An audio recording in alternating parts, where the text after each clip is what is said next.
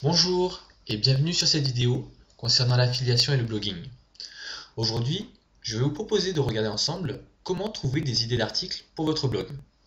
En effet, je me suis aperçu, grâce aux abonnés à ma newsletter qui m'envoient des questions, que beaucoup d'affiliés qui débutent ne savent pas vraiment quoi écrire sur un blog, et notamment lorsqu'il s'agit de recommander un produit via l'affiliation. Je vais donc vous donner plusieurs ressources utiles dans cette vidéo pour trouver des idées d'articles à publier sur votre blog. Avant de commencer, je vais me présenter un petit peu parce que peut-être que vous ne me connaissez pas. Je m'appelle Sébastien Laude, j'anime le blog Affiliation Marketing. Je suis aussi l'auteur du livre numérique Comment gagner de l'argent sur Internet avec l'affiliation, que vous pouvez obtenir gratuitement à l'adresse qui s'affiche en bas de la vidéo. Dans ce livre, vous trouverez beaucoup de conseils pour partir sur les chapeaux de roue avec l'affiliation.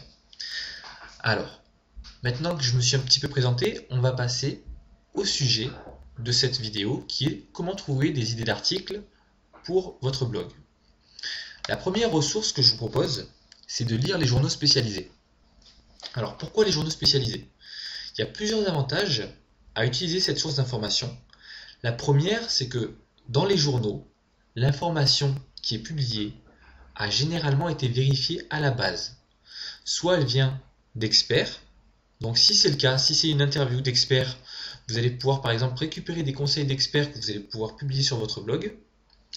Faites par contre attention, si vous récupérez un conseil d'expert dans un magazine, vous devez publier aussi sur votre blog le nom du magazine sur lequel vous avez récupéré le conseil et le nom de l'expert. C'est quand même la moindre des choses et puis c'est une obligation légale.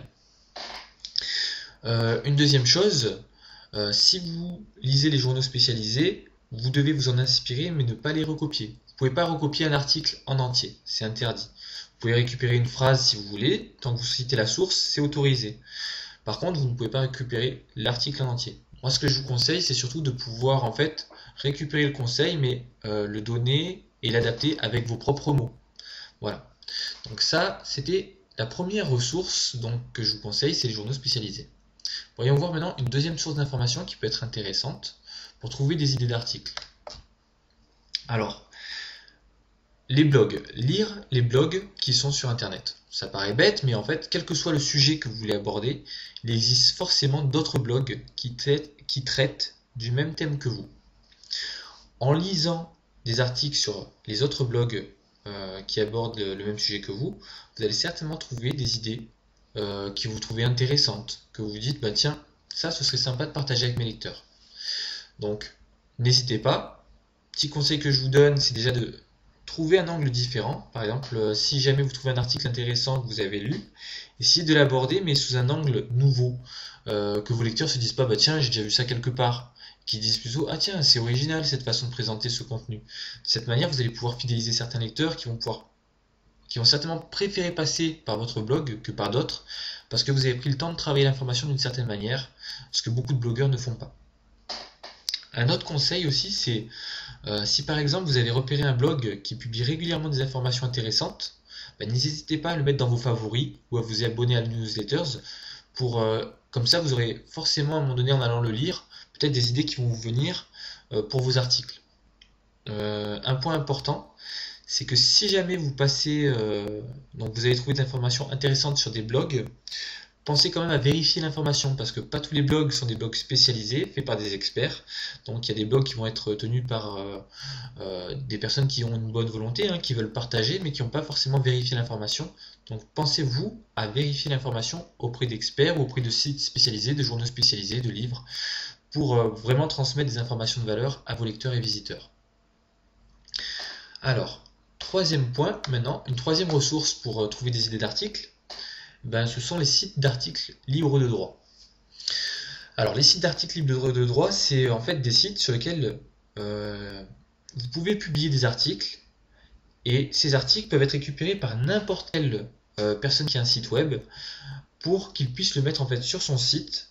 La seule condition, c'est que la personne qui récupère un article doit laisser tous les liens actifs dans cet article ainsi que la signature.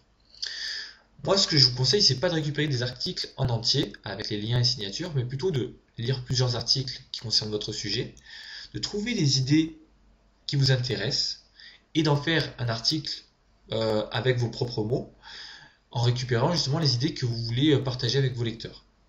Alors, une astuce intéressante, ça peut être d'ailleurs de lire plusieurs articles, de récupérer la meilleure idée de chaque article et d'en faire un avec un contenu à haute valeur ajoutée que vous pourrez partager avec vos lecteurs.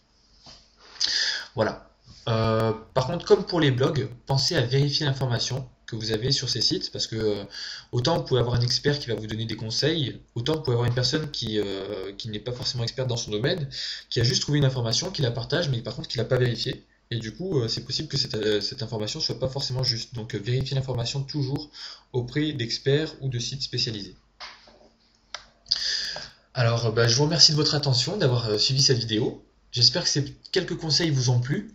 Sachez que vous pouvez trouver d'autres conseils sur le blog que j'anime, donc qui est Affiliation Marketing, dont l'adresse s'affiche sur la vidéo. Pour être averti des nouveaux conseils que je publie sur ce blog, vous pouvez vous inscrire gratuitement à la newsletter. Voilà, j'espère que cette vidéo vous a été utile et je vous souhaite une bonne journée. Et je vous dis peut-être à bientôt pour une nouvelle vidéo. Au revoir.